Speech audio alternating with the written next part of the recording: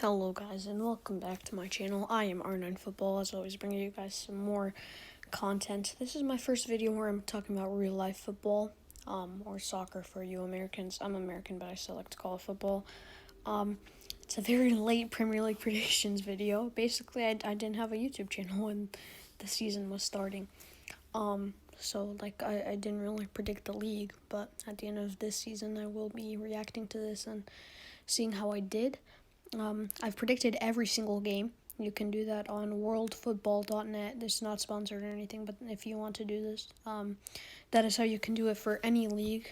I did a Bundesliga one too. I don't know if I'm gonna make a Bundesliga video though. The day I'm doing this is October 26th, 2020. But you guys won't be watching until November 6th, 2020. So it's going to be, I think for you guys, 7 matches played. And I think for me right now, it's 6 matches played. So I'm going to show you guys what the table looks like right now as I'm recording this.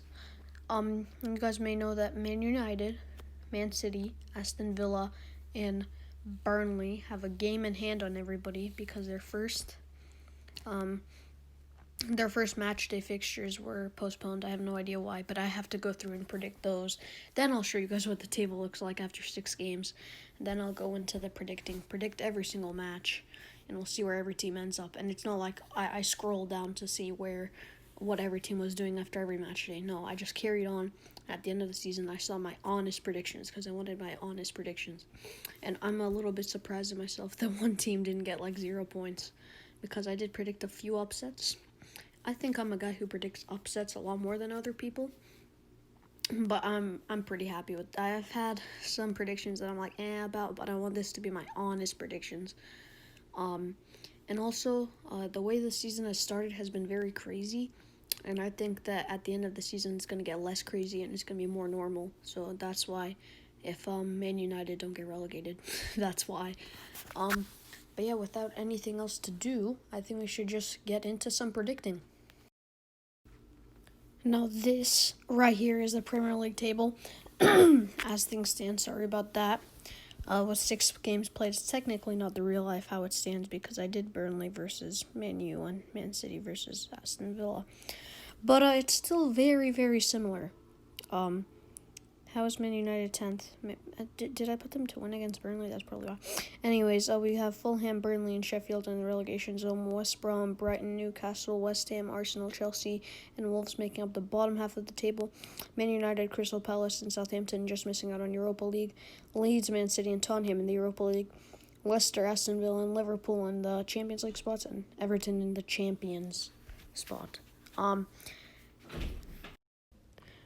Well, this season has seen one of the most crazy starts in a while to the Premier League, and I think this is going to be one of the biggest seasons in terms of upsets because we can see teams like Everton, who don't normally do that real well in recent times.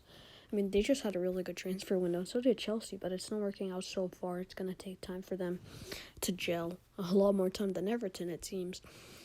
But yeah, it's just been very crazy. Now I'm finally getting into some predicting. So let's do the bottom 6 teams now. So here is the bottom 6 according to me, R9 Football. 20th West Brom, 31 points, 7 points away from 19th, and 8 points away from surviving. It's just West Brom. They haven't had a good transfer window. Them and Fulham, man, newly promoted, haven't done much in the market. They're just not impressing me right now. Burnley's an odd one because in the summer, Sean Dyche, their manager, who's been carrying them to new heights that nobody ever imagined for Burnley when they came up. I thought that they were going to go straight back down the season they came up. They've been flying. He's had an argument with the board. He could be getting sacked. Looking like the end of that romance, and the squad is falling apart right now in a mental state. We're going to have to see how that reflects on the field. The start hasn't been that good. Sheffield, another team whose start hasn't been that good, I just think they're going to have second season syndrome. I think it's happened enough in the Premier League for it to be real second season syndrome. Only by 1 point avoiding the drop because I feel like they got lucky last season. I feel like their luck might be running out. Southampton, I mean, they have Danny Ings, but it's just a mid-table finish for Southampton. It just, every season, same thing for them at the moment. Could they make a push for Europe? I don't know. Danny Ings, his time might be running out. He's really old.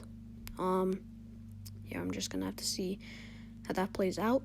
Aston Villa, a great start as well for them. A very good start.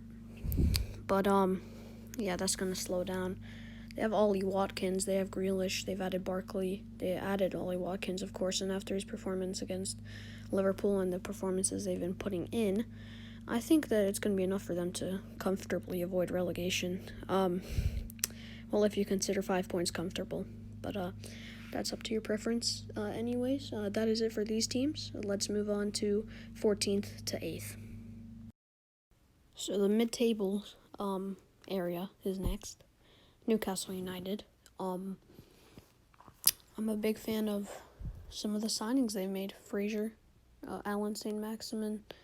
Obviously not a new signing, but he's amazing. And now they have strikers like Carroll and Wilson. They don't have to rely on Joelinton anymore to score 2 goals in 38 games. I think they'll do okay, and with 45 points. West Ham, a lot of people are predicting the end of their Premier League run this season. I'm disagreeing with this. Their start has been mental compared to what was expected of them. There's teams that are just simply going to do worse, in my opinion. They're going to draw with Newcastle on points. So, that is it. 12th Crystal Palace. Maybe a bit better than most seasons for Crystal Palace. Right on that mid-table mark, pretty much. 48 points, 3 points above West Ham and Newcastle. I think it's going to be pretty straightforward. Roy Hodgson, is he still going to be at the job at the end of the season? We don't know. A lot can happen in 38 games. And because I'm doing the 6 games in 32 games. But that is about it. Brighton, I think it's time people stop underestimating them. They are very good. A very good team. They're no longer a relegation candidate. 50 points. I think a very good season for Brighton. But I trust them. Maybe it's the kids. I don't know. But, I trust Brighton. That is the bottom half of the table completed then. Moving on to the space where you've made top 10. You've made the top half of the table, but you're not quite European meat yet. Leeds United, I think that everybody's going to be saying that they've underestimated them in their predictions. Maybe I have a bit of an advantage because I've waited. But, I just didn't have the channel when the Premier League was starting. Leeds United 10th on 52 points. They've just been sick at the start of the season. Beating Man City is no joke. Well, not beating Man City, drawing to Man City. Almost beating Liverpool. Beating fellow promotion team, Fulham. And, that's about it for them. Bielsa's amazing as well. Had to put that in. Wolves, a.k.a. Portugal, national team in the Prem. Like Portugal, U25 national team in the Premier League, plus Jimenez and Traore. They're just a good side that are in the Europa League battle. And I think that this season it's going to slip away from them. 4 points above Leeds. Then a bit of a gap, 9 points to Leicester City, who in my opinion are going to be really challenging for those Europa League spots. And unless they win the Europa League this season, they're not going to be playing any European football next season, according to my brain. Now let's move on to the Europa League spots, 7th, 6th, and 5th. The Europa League may not be the Champions League, but it is still very important. And making the playoff rounds of that is Manchester United. They've started off horribly. It's not looking good for them unless they have an amazing January. They're not going to be doing very well this season. I would have had them higher if I did this before the Premier League season because it looked like they were going to get Sancho. It looked like they were going to improve the defense. Maguire has been horrible.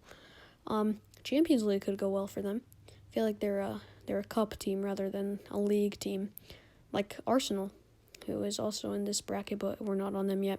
66 points. So it could have been all changed. If they had picked up one more win, they would be above Arsenal and Everton.